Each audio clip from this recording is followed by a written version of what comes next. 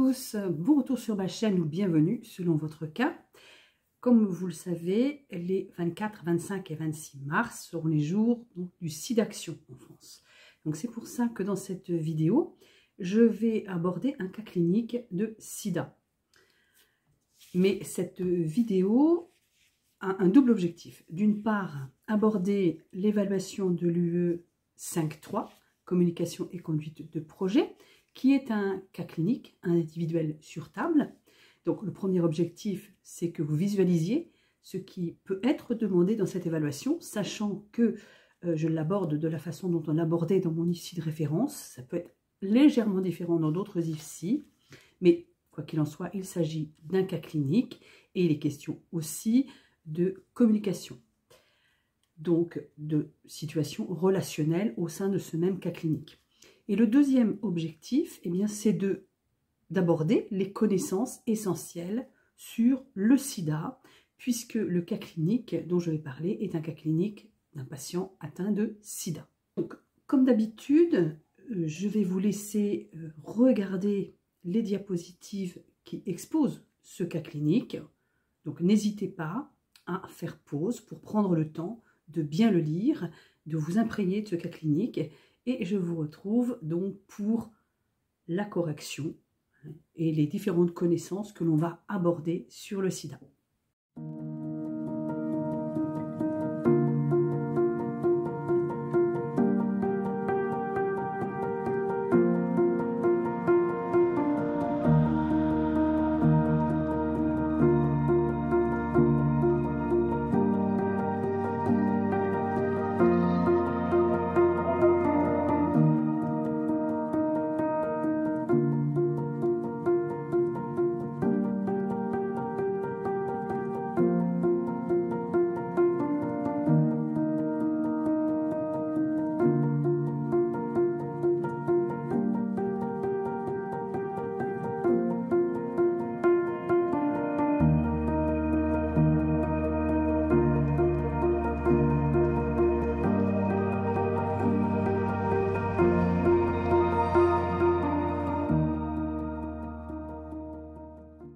Alors, voyons maintenant comment répondre aux questions qui sont posées au regard de ce cas clinique dans le cadre de la 5.3.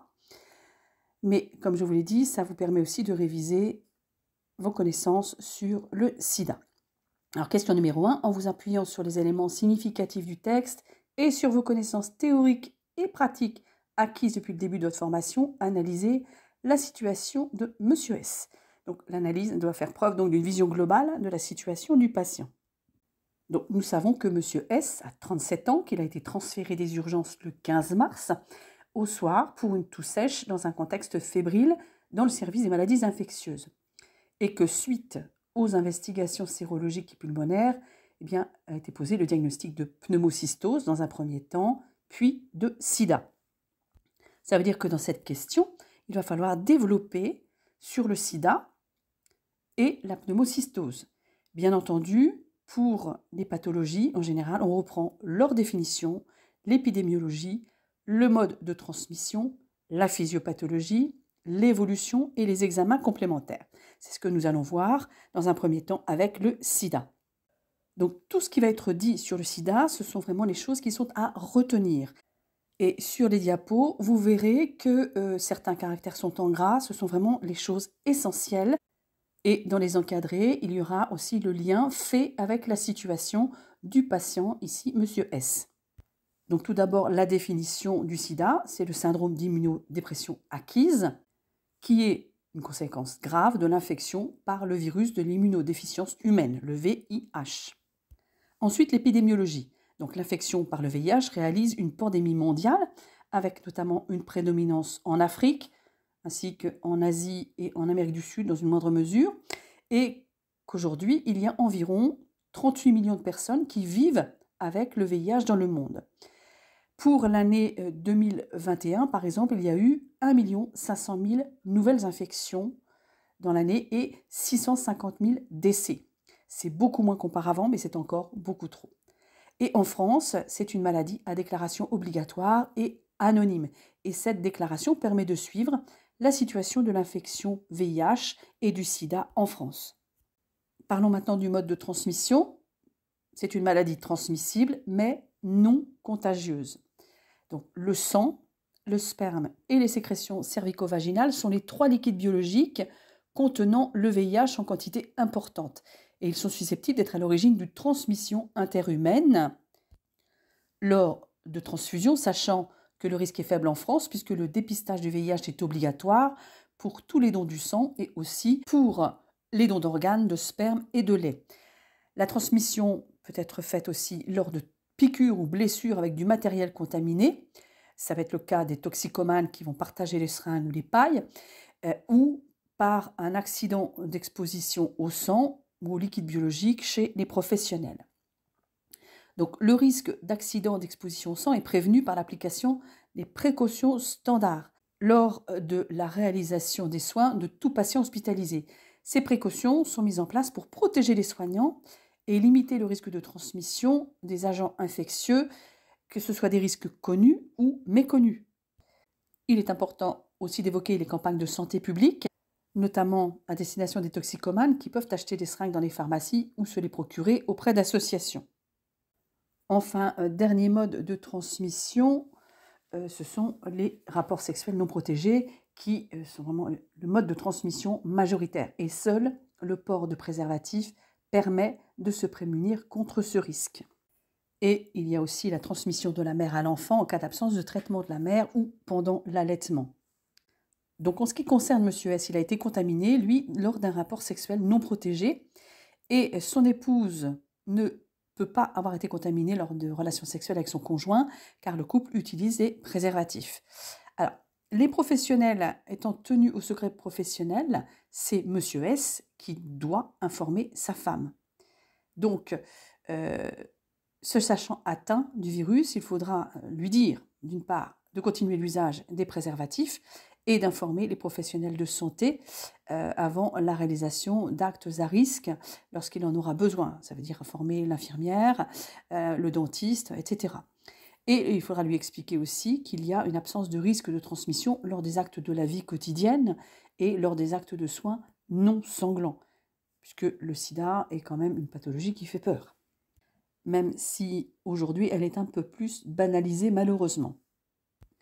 En ce qui concerne la physiopathologie, donc le virus du VIH pénètre dans les cellules où il se réplique, il détruit la cellule hôte et il dissémine vers d'autres cellules cibles, les lymphocytes CD4 et les macrophages en l'occurrence. Le virus possède une enzyme, la reverse transcriptase, d'où les mécanismes d'action des médicaments antirétroviraux. Il est enveloppé, donc fragile. Ça veut dire que la contamination nécessite un contact étroit et que le virus est aisément détruit, notamment par les procédures habituelles d'hygiène qui sont efficaces, l'hygiène des mains, l'entretien des surfaces et des locaux et les dispositifs médicaux. Les cellules cibles du VIH sont essentiellement les lymphocytes CD4 et sans traitement antirétroviral, le taux des CD4 va baisser progressivement et ensuite conduire au stade SIDA. Et justement, on va parler de l'évolution. Donc on a tout d'abord la primo-infection qui est très souvent asymptomatique ou alors qui se manifeste de manière non spécifique. Ensuite, il y a la séroconversion, c'est-à-dire l'apparition des anticorps 15 jours à 3 mois après la contamination. Puis la phase asymptomatique, c'est une phase de latence clinique qui peut durer de 2 à 10 ans. Puis apparaît le syndrome des lymphadénopathies généralisées persistantes. Et ensuite, les infections mineures opportunistes. Et là, on est au stade B. Ça veut dire que les CD4 sont inférieurs à 350 par millimètre cube. Ces infections, ça va être des infections cutanéo-muqueuses, comme des candidoses buccales ou génitales récidivantes, des zonas ou des herpès étendus. Ça va être des manifestations dysimmunitaires comme un purpura thrombopénique ou des symptômes constitutionnels avec altération d'état général, une fièvre prolongée, des sueurs, une perte de poids importante ou des diarrhées. Et en dernier arrive le stade SIDA, lorsque les CD4 sont inférieurs à 200 par millimètre cube. Et là, on est au C de la classification d'Atlanta. Alors, le stade SIDA se manifeste par l'apparition de manifestations opportunistes majeures ou de tumeurs liées à la déplétion profonde de l'immunité cellulaire. Les maladies opportunistes peuvent toucher tous les organes, mais le virus a un tropisme particulier pour le système nerveux central et les ganglions. Donc parmi ces maladies opportunistes, on va retrouver la tuberculose, la toxoplasmose cérébrale, le sarcome de Kaposi, les cryptococcoses neuroméningées, l'encéphalite à VIH, le cytomégalovirus, etc. Et ces maladies peuvent se succéder ou s'associer. En ce qui concerne M. S, il est resté en phase asymptomatique pendant 8 ans et il a été diagnostiqué au stade C3, se manifestant par une infection opportuniste majeure, la pneumocystose, des CD4 à 150 et une charge virale à 55 000. Enfin, nous allons voir les examens complémentaires. Tout d'abord, les sérologies, qui sont les examens spécifiques qui mettent en évidence la présence des anticorps développés par l'hôte en réaction à la présence du germe. Tout d'abord, le dépistage HIV. Donc actuellement en France, le premier motif de dépistage reste la présence de signes cliniques ou biologiques. C'est le cas de M. S. Et au préalable, M. S doit donner son accord pour le dépistage après information par le médecin. Donc, 2 prélèvements sont nécessaires pour affirmer le diagnostic sans risque d'erreur. Le premier prélèvement, c'est le test ELISA. Si le résultat du test ELISA est négatif, la personne peut être assurée pour autant que la dernière prise de risque d'exposition au virus date de 6 semaines ou plus. Si le résultat est positif, un autre test appelé Western blot, qui recherche les différents anticorps, est effectué pour confirmer le diagnostic. Donc si le Western blot est positif, il faut faire un deuxième prélèvement. Et s'il est négatif, de toute façon, il faudra le renouveler plus tard aussi pour vérifier. Alors, ces examens sont réalisés en urgence, puisque le diagnostic doit être effectué en urgence afin que le patient soit pris en charge rapidement. En l'occurrence, M. S ici, pour cette pathologie qui est grave et dans un service spécialisé. Alors, M. S, lui, a été informé de sa maladie par le médecin après le résultat de la deuxième détermination. Autres examens complémentaires, ce sont les sérologies hépatite B et C, à la recherche des statuts sérologiques de M. S. Compte tenu du diagnostic et du mode de contamination, le médecin va rechercher une autre infection sexuellement transmissible. Et le reste du bilan sanguin permet, lui, d'évaluer le degré de son atteinte et va servir de référence pour évaluer l'efficacité du traitement antirétroviral qui sera mis en route. En ce qui concerne la numération formule sanguine, qui permet donc de compter les éléments figurés du sang, et dans un cas clinique, il faut préciser les normes, donc les globules blancs 4000 à 10 000 par millimètre cube, les lymphocytes 20 à 40%, c'est-à-dire 1500 à 4000 par millimètre cube, et les plaquettes de 150 à 450 000 par millimètre cube. Dans le cas de M. S, on a une lymphopénie, c'est-à-dire une baisse des lymphocytes, et une thrombopénie, une baisse des plaquettes, qui sont retrouvées sur cette ENF. Et l'ANF est un examen qui sert de bilan de référence compte tenu des risques hématologiques liés aux effets indésirables, notamment, on va le voir plus tard, du Bactrim et des antirétroviraux. Parmi ces examens complémentaires, bien sûr, on a le taux des lymphocytes sanguins CD4, dont la norme, normalement, doit être supérieure à 500 par millimètre cube.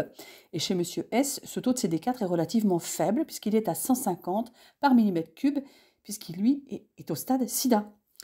Donc, c'est une valeur de référence pour évaluer ensuite l'efficacité du traitement antirétroviral. Le taux, normalement, de CD4 doit monter progressivement sous traitement antirétroviral. Autre examen, la charge virale, qui est la quantification de l'ARN viral plasmatique. Et cette charge virale, elle permet une valeur prédictive sur l'évolution de la maladie. C'est un paramètre qui est vraiment un élément important pour la décision thérapeutique, mais aussi pour la surveillance thérapeutique et l'observance. Si le traitement est efficace, le taux doit chuter à moins de 40 copies par millilitre en 3 à 6 mois. C'est le seuil de détection actuel. Mais le patient reste toujours contaminant. Chez M. S, qui n'a jamais été traité et qui présente une immunodéficience sévère, on retrouve une charge virale très élevée, à 55 000 copies par millilitre. Et ça va être la valeur de référence pour évaluer ensuite l'efficacité du traitement antirétroviral chez M. S. Alors, que nous reste-t-il dans les examens complémentaires ? Eh bien, le bilan hépatique, qui permet de dépister d'éventuels troubles hépatiques qui pourraient témoigner d'une hépatite B ou C méconnue. Mais il sert aussi de référence pour la mise en place des traitements ultérieurs comme le Bactrim et les antirétroviraux qui risquent d'engendrer des troubles hépatiques. Et enfin, nous avons le dosage de l'urée et de la créatinine plasmatique qui permettent, eux, d'évaluer la fonction rénale avant la mise sous antirétroviraux. Parlons maintenant de la pneumocystose, qui est une maladie opportuniste majeure qui se manifeste quand les CD4 sont inférieurs à 200 par millimètre cube. Et cette pathologie, elle détermine un stade de sida, dont elle est la pathologie inaugurale la plus fréquente. Donc Monsieur S est au stade 3C3, qui associe un taux de CD4 et des pathologies opportunistes majeures. Cette pneumonie à pneumocystis hominis est une infection liée à un champignon qui se manifeste par l'apparition progressive d'une toux sèche avec ou sans fièvre et d'une dyspnée d'intensité croissante. Et la fréquence respiratoire est normalement donc chez l'adulte à 15-18 par minute. Or, chez Monsieur S, on a une polypnée à 28 mouvements par minute, c'est-à-dire une accélération de son rythme respiratoire ainsi qu'une toux. Alors, en outre, la température de Monsieur S doit être surveillée car il peut présenter une fièvre liée à la pneumocystose ou à une autre infection. En effet, dans le cas clinique, sa température est de 38,5. La pneumocystose se traduit à la radiographie pulmonaire. Et là, dans un cas clinique, il faut préciser que la radiographie pulmonaire est un examen non invasif consistant en l'utilisation des rayons X. Et donc la pneumocystose se traduit par un syndrome interstitiel très évocateur.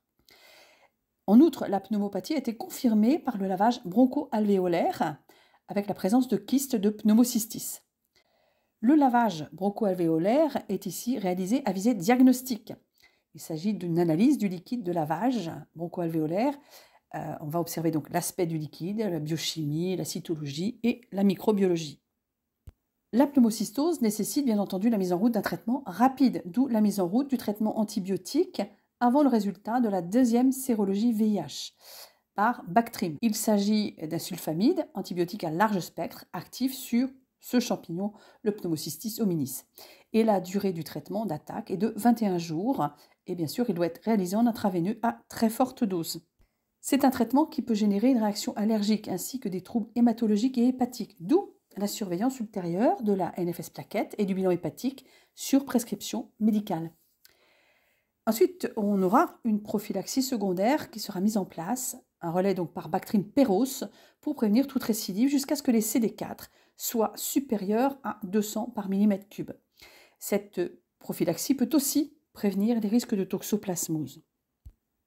Monsieur S est aussi mis sous Solumédrol, qui est un corticoïde, là en traitement de courte durée, mais à forte dose, qui est instauré en raison de l'hypoxie de Monsieur S, afin d'éviter des séquelles de la pneumocystose à titre de fibrose pulmonaire. Puis il sera rapidement dégressif, avec une diminution progressive des doses, jusqu'à l'arrêt, afin de prévenir une insuffisance surrénalienne aiguë, qui pourrait mettre en jeu le pronostic vital. Donc, ce traitement est certes de courte durée, mais Monsieur S reste quand même exposé à certains effets indésirables des corticoïdes, comme les risques de troubles électrolytiques et d'ulcères gastriques, qui, dans le cas de Monsieur S, peut être majoré par le stress. Et c'est en raison de ce risque d'ulcère gastrique que Monsieur S est mis sous Inexium 20 mg, qui est un antisécrétoire gastrique, prescrit donc en prévention du risque d'ulcère gastrique, induit par le corticoïde et par le stress lié à la situation. Alors, du fait du traitement de la pneumocystose par perfusion, ainsi que l'oxygénothérapie, on a du matériel ajouté qui va gêner Monsieur S au quotidien dans ses mouvements, d'où la nécessité de lui apporter une aide partielle quant aux soins d'hygiène.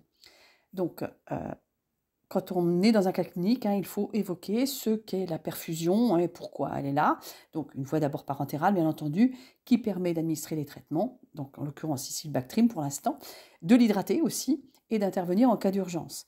Quant à l'oxygénothérapie, là aussi, il faut préciser de quoi il s'agit, une méthode thérapeutique qui utilise l'oxygène dans le but de maintenir ou de rétablir un taux normal d'oxygène dans le sang. Alors, compte tenu du débit prescrit, donc les lunettes sont l'interface la plus adaptée puisqu'on n'a pas un débit très fort.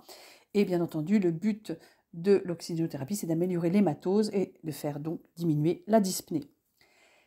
La fréquence respiratoire de Monsieur S, on l'a vu, est de 28 mouvements par minute et sa saturation est de 92% sous 2 litres d'oxygène. Il est donc nécessaire de revoir le médecin car l'oxygénothérapie n'a pas normalisé les résultats, sachant que l'objectif pour la saturation était de 97%.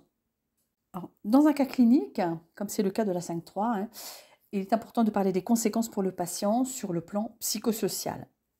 Donc on sait que toute hospitalisation correspond à une situation de crise et toute perte, que ce soit d'un être cher, que ce soit d'une fonction ou d'un organe ou d'un état de santé antérieur, correspond à une situation de deuil. C'est bien le cas pour Monsieur S.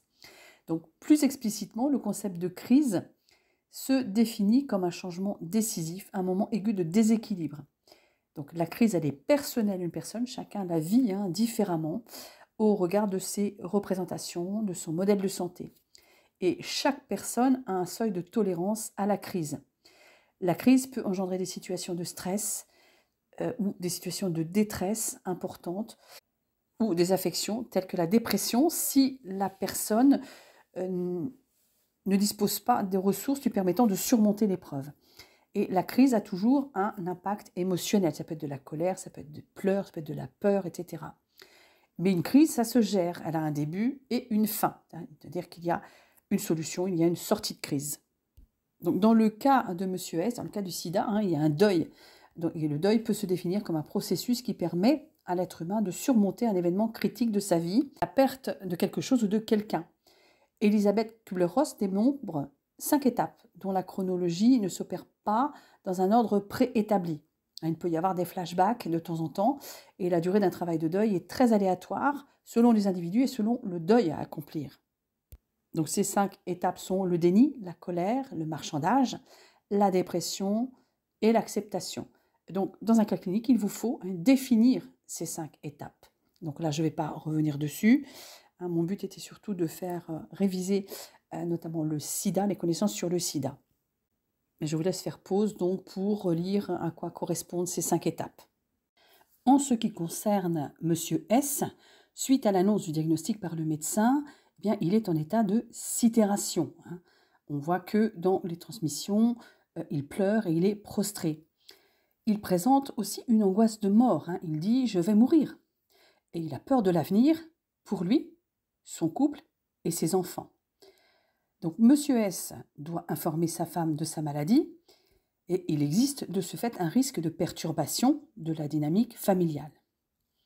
Alors l'équipe propose l'intervention d'un psychologue. Cette proposition est déclinée par M. S qui dit n'en avoir jamais eu besoin. C'est un élément qui va être à négocier en fonction du cheminement psychologique du patient. Quand on traite un cas clinique, il faut aussi parler du devenir. Donc, une fois passée la phase de sidération liée à l'annonce du diagnostic, il va falloir entreprendre une démarche éducative. Donc, cette démarche éducative abordera les connaissances sur la pathologie et l'intérêt des traitements, mais aussi les précautions à prendre pour ne pas transmettre le VIH, comme les rapports sexuels protégés, l'utilisation de matériel personnel en ce qui concerne les rasoirs, les brosses à dents, etc. Il faudra aussi un suivi régulier qui est mis en place afin de s'assurer de l'efficacité et de la bonne observance des traitements, qui est très important pour la survie du patient, dépister et limiter les effets indésirables des traitements et les complications du sida, et soutenir sur le plan psychosocial, compte tenu de la gravité de la maladie, des risques d'isolement social et des risques de difficultés financières. Donc soutenir le patient et aussi sa famille. Donc, ça veut dire l'intervention de psychologues, assistantes sociales, des associations comme AIDS, par exemple. Il est important aussi d'évoquer la prise en charge de l'hospitalisation. Donc, on sait que M. S est salarié, donc assuré social, et qu'il a souscrit à une mutuelle. Alors, la plupart des mutuelles prennent en charge le forfait hospitalier. Dans ce cas, M. S n'aura donc pas à régler le forfait journalier, mais encore faut-il vérifier. Ensuite, le sida étant une affection de longue durée, une demande de prise en charge à 100% par la sécurité sociale va être effectuée donc, par le médecin. Passons maintenant à la question 2, où il est question d'identifier les problèmes réels et ou potentiels, exprimés en termes de risque, qui se posent sur la journée du 18 mars et en les priorisant. Donc tout d'abord, on a une situation de crise et de deuil qui est liée à l'annonce du diagnostic de sida. Ensuite, on a un risque de perturbation de la dynamique familiale. Ensuite, on a la pneumocystose avec polypnée, hyperthermie et hypoxie. Ensuite, la découverte du sida, bien sûr, avec les risques d'infection opportunistes et les risques infectieux majeurs, majorés par les portes d'entrée que sont le cathéter veineux, la sonde d'oxygène. Nous avons aussi donc, le risque de transmission du VIH lors des actes à caractère sanglant. Et enfin, il y a une fatigue liée aux difficultés respiratoires qui se manifeste par une incapacité partielle de se laver seul, majorée par le matériel ajouté, la perfusion donc et l'oxygénothérapie. Question 3 maintenant. Pour chaque problème réel et ou potentiel, il s'agissait de formuler un ou des objectifs de soins et de les faire suivre des actions sur prescription ou du rôle propre qui en découle. Alors, j'ai fait le choix de regrouper les 2 premiers problèmes qui sont la situation de crise et de deuil liée à l'annonce du diagnostic de sida et le risque de perturbation de la dynamique familiale, puisque les deux sont intimement liés et que les objectifs vont être les mêmes, à savoir favoriser la verbalisation des sentiments, des émotions et des inquiétudes chez Monsieur S, favoriser son cheminement pour qu'il puisse faire l'annonce à sa femme et dépister et prévenir l'apparition d'une dépression qui n'est pas exclue. Pour ce faire, différentes actions vont être mises en place, comme établir une relation d'aide, c'est-à-dire utiliser les techniques d'entretien, c'est-à-dire l'écoute active, la reformulation, les relances, les questions ouvertes avec Monsieur S, en se montrant empathique et attentif. Ensuite, il faut l'encourager à exprimer ses sentiments sur le processus, le pronostic de la maladie, en montrant une disponibilité d'écoute, c'est-à-dire prendre le temps de s'asseoir, de prévoir du temps pour l'encourager à exprimer ses sentiments. Il faut l'aider à trouver ses mécanismes d'adaptation et l'aider à en trouver aussi de nouveaux. Il faut également négocier avec Monsieur S le recours à des aidants spécialisés, comme le psychologue qu'il refuse pour l'instant, ou l'assistante sociale, les associations. Il faut aussi répondre à ses interrogations quant à sa pathologie, en respectant son cheminement et reformuler ce qui lui a été dit par le médecin, sachant qu'il est en état de sidération, donc il y a vraiment besoin de reformuler pour qu'on voit qu'il a bien compris. Ensuite, il faut lui expliquer qu'avec le traitement mis en route, son état respiratoire va bientôt s'améliorer. Il faut aussi dépister tout signe clinique évocateur d'une aggravation de son état psychologique et en informer le médecin. Enfin, il faut l'aider à se projeter dans l'avenir, que ce soit en termes de travail, que ce soit l'annonce à sa femme, etc. Ensuite, nous avons le problème de pneumocystose avec polypnée, hyperthermie, hypoxie. Donc l'objectif, c'est d'assurer une bonne oxygénation des tissus et de traiter rapidement l'infection pulmonaire. Donc pour ce faire, il va falloir appliquer la prescription d'oxygénothérapie en n'omettant pas d'humidifier l'oxygène afin de prévenir le risque d'atelectasie et régler le débit donc selon la prescription médicale, à savoir 2 litres minute. Ensuite, il faut vérifier le bon fonctionnement de l'oxygénothérapie. Donc, vous savez tous comment on fait, on vérifie qu'il y a des bulles dans le nébuliseur, que la tubulure n'est pas coudée, que c'est le bon débit, etc. Dans un cas clinique, il faut vraiment montrer vos connaissances, donc il faut préciser. Ensuite, il faut assurer la surveillance et la noter sur la feuille, à réaliser donc 1 fois par quart ou plus selon l'état des patients. Donc, la première évaluation, c'est un bilan de référence et les suivantes, on vérifie l'efficacité et l'innocuité des traitements. Alors, il est évident qu'il faut détailler cette surveillance dans un cas clinique. Donc là, je ne vais pas redétailler, vous avez la liste, donc la surveillance du teint, de la température, des pulsations, de la tension artérielle, de la fonction respiratoire, de la saturation en oxygène, de la tolérance à l'effort, de la tolérance aussi cutanée, des lunettes derrière les oreilles, etc. Donc ça, vraiment, vous devez le détailler. Et bien sûr, dans les actions, il faudra prévenir aussitôt le médecin de l'état de Monsieur S, puisque dans le cas clinique, il est précisé que sa saturation elle est de 92%. Il faudra donc rajuster le traitement puisque l'objectif était de 97%. Dans les actions relatives à la pneumocystose, il y a aussi continuer le traitement intraveineux et surveiller la perfusion afin de s'assurer que le débit est adapté en fonction des différentes perfusions. Donc on va vérifier l'absence d'extravasation, d'autant que le Bactrim est un produit agressif pour les veines. Donc, il faut vérifier qu'il n'y a pas d'œdème, qu'il n'y a pas d'inflammation, qu'il n'y a pas de douleur et qu'il y a un bon retour veineux. Donc, vis-à-vis des traitements, il faut surveiller les effets secondaires. Donc, avec le Bactrim, ça va être les nausées, les vomissements, les risques allergiques qui sont importants, comme les rash cutanées qui sont très fréquents, ou un choc anaphylactique. Et s'il y a une apparition de signe allergique, il faut arrêter la perfusion d'antibiotiques et maintenir la voie d'abord et bien sûr prévenir le médecin. Quant au Solumédrol, c'est un corticoïde, donc il y a des risques de désordre électrolytique et d'hyperglycémie, d'où la surveillance du iono sur prescription. Et il y a un risque d'ulcère gastrique, qui est majoré aussi par le stress. Donc il faudra surveiller l'apparition de douleurs épigastriques qui normalement sont palliées par l'inexium. Alors ensuite, j'ai regroupé donc 2 problèmes qui sont la découverte du sida avec le risque d'infection opportuniste et les risques infectieux majeurs du fait des portes d'entrée, et le risque de transmission du VIH lors des actes à caractère sanglant. Donc les objectifs, ça va être de prévenir et dépister tout risque infectieux et de prévenir les risques de transmission de VIH lors des actes à risque. Et pour cela, eh bien, les actions seront de respecter les règles d'hygiène et d'asepsie lors des soins, ainsi que les protocoles en vigueur, prélever les examens sanguins prescrits en appliquant bien sûr les précautions standards pour éviter les risques d'AES, utiliser du matériel protégé et mettre la boîte à aiguilles à portée de main pour éjecter directement les déchets piquants. Et surveiller localement le point de ponction de la perfusion à la recherche d'une éventuelle infection. Donc ces signes, eh bien, ce sont rougeur, chaleur, douleur, inflammation, œdème. Et il faut s'assurer que le pansement est bien occlusif et propre. Et bien sûr, suivre le protocole pour les changements des cathéters, toutes les 96 heures ou avant s'il y a un problème. Il faut vraiment se référer au protocole. Le dernier problème, eh bien, c'est la fatigue liée aux difficultés respiratoires qui se manifeste par une incapacité partielle de se laver seul, ce qui est majoré par le matériel ajouté, la perfusion et l'oxygénothérapie. Et l'objectif, ça va être de pallier la dépendance partielle de M. S en fonction de son état de fatigue.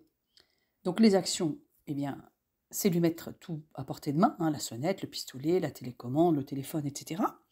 De prévoir un fauteuil près de son lit afin qu'il puisse se lever et s'asseoir quand il le désire, sans être trop gêné par la tubulure de l'oxygénothérapie ou de la perfusion.